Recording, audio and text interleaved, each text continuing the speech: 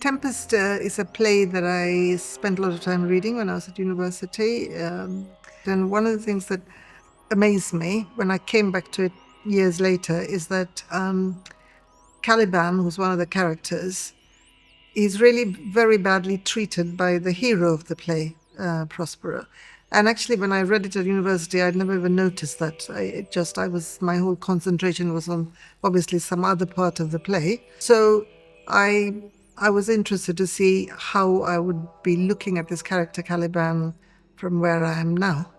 So one of the things I wanted to do was to understand the historical context to the writing of The Tempest, and also what this brown man was doing in this play, because obviously the play is about the Duke of Milan encountering Caliban, who's obviously not white, in an island, and the play was written at the time when Europe was making its first sort of colonial journeys to engage other countries in trade, and then finally actually, take over the governing of those countries and create colonies.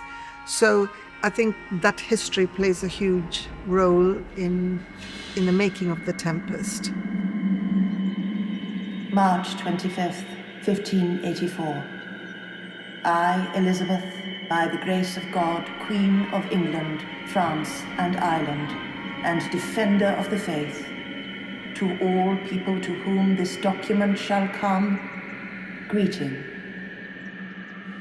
Know ye that of our especial grace we have given and granted to our trusty and well-beloved servant, Walter Raleigh, Esquire, and to his heirs forever, free liberty and license from time to time, and at all times forever hereafter, to discover, search, find out, and view such remote, heathen, and barbarous lands, countries, and territories, not actually possessed of any Christian prince, nor inhabited by Christian people, to have, hold, occupy, and enjoy forever.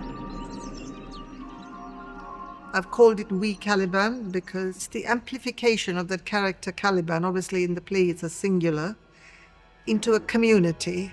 So when I imagine that community of Caliban before he met Prospero, so it's a kind of the retrospective in some ways. It's a magnifying of certain events. It's seeing what has been reported but not shown.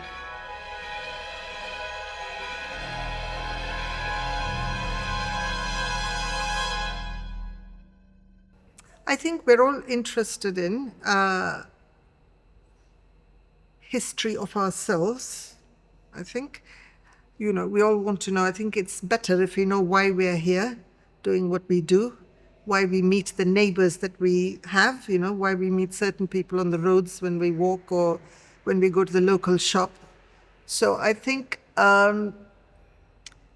hopefully, it elaborates and explains why these encounters happen today.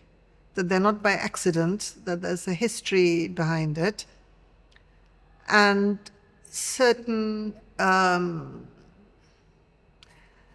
versions of the past. They're not the only versions of the past, and there are many different ways of looking at the past, and I think it can only be enriching the more versions we know.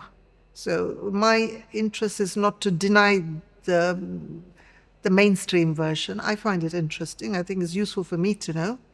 But I think it's also useful to know other, maybe more marginal stories, because until we actually get the whole picture, I think we don't understand ourselves or our neighbors.